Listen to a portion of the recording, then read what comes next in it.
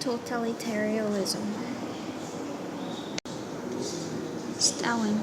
When Lenin suffered a stroke in 1922, there was a competition for who would lead the Communist Party. There were two contenders, Trotsky and Stalin. Stalin was cold-hearted and impersonal man, and he began his ruthless claim to the head of the government between 1922 to 1927. By 1928, he was in total command of the Communist Party, and he could wield absolute power as a dictator. Stalin was determined that the Soviet Union should be one of the most powerful nations in the world, both politically and economically.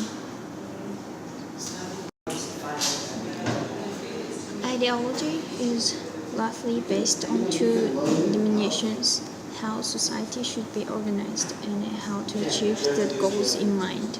The society of Stalin's Russia was loosely balanced unequally, with himself and the government one class above. This class would have equal rights, equal pay, and an equal social status.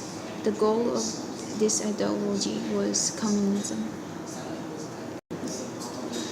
Stalin wanted absolute control over the people. He didn't care what fundamental rights he had to take away. His book, Fear of Totalitarianism, is based on the same concept, just an extreme form.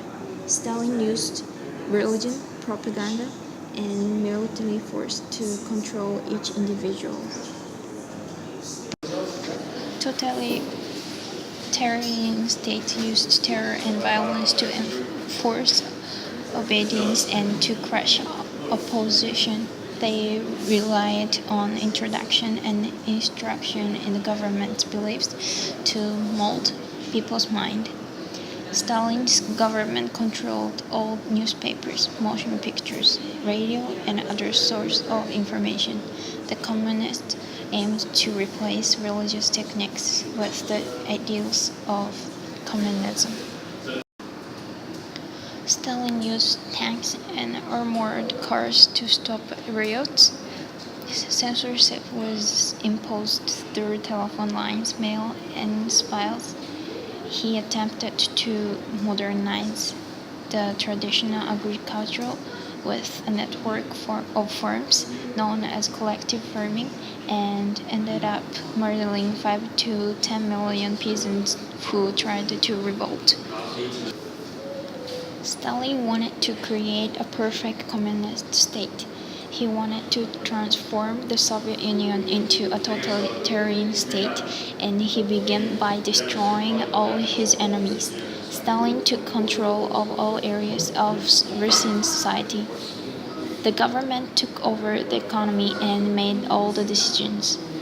Under Stalin, all educational institutions were controlled by the government, and professors or students who questioned the party's law would either lose their jobs or face imprisonment. The Communist Party tried to replace religion with communism. They sponsored a group of athletes who spread propaganda. The arts were also used for propaganda, which included literature and cinema. Stalin's total control of society eliminated personal rights and freedoms in favor of the power of the state. Stalin would not tolerate individual creativity. He was unopposed as a dictator, and he had complete control over the Communist Party. Stalin's rule was by terror rather than constitutional government.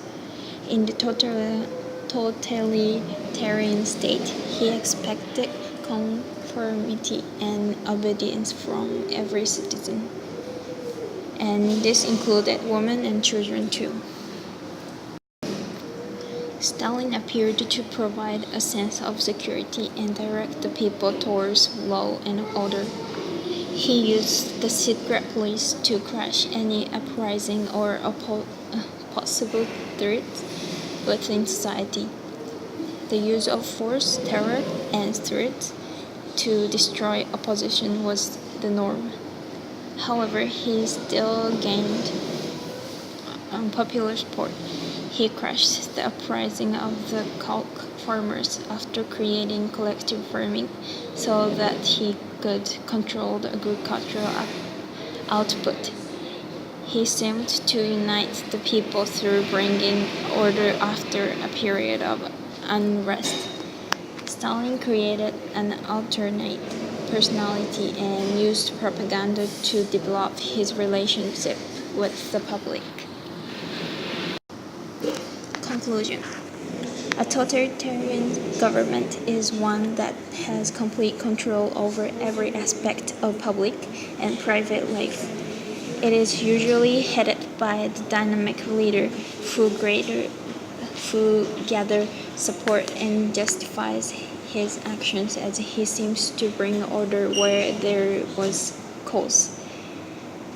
Totalitarianism goes against all the values of Western democracies, especially freedom, human dignity, and individualism. It is clear that Stalin's Russia was a totalitarian state.